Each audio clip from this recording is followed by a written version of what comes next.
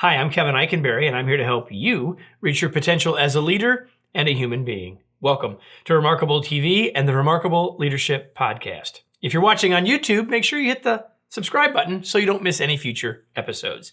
Today, we're talking about empathy. Specifically, we're talking about the 5 L's of empathy. Are you ready? Let's get started.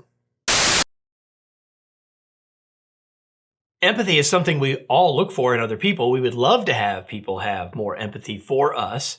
And when we're willing to and take the time to be empathetic with others, we gain almost as much as they do. I'm speaking about empathy in general, but I'm also speaking about it specifically as a leader. Because now more than ever, as a leader, being more empathetic is one of the great ways for us to be more effective as a leader. And so while there's lots written and stated, and even that I've written about the skills of being empathetic, today I'm not going to talk about skill as much as the practice of being empathetic. In fact, the practice of being empathetic involves 5 things, and they all start with the letter L. Here they are. First, lean in. Now, I mean lean in physically, perhaps, to make closer eye contact and be connected with the other person. But I also mean lean in mentally. Recognize that if you want to be empathetic with others, that you need to put your focus on them and really lean into paying attention, listening to them. Which leads to the second L, which is listen. We can't be empathetic unless we listen, right? What are people saying to us?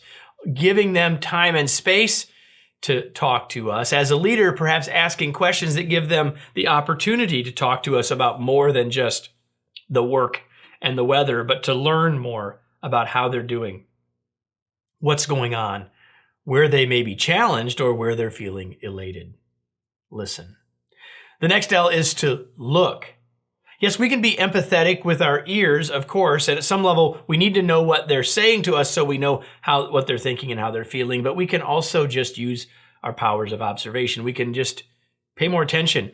We can be empathetic with our eyes to learn more about where they are, using our intuition, perhaps to read between the lines by their behavior or their body language as a way to then maybe ask different questions, pay more attention, be a little more focused, giving us a chance to be more empathetic. Next is to let go. This one's the one that's hardest for me, perhaps, and that is that once we get in a conversation with someone, especially as a leader, we get in a conversation with someone and we want to move into helping. We want to give a solution. We want to give some advice. That may not be what they need.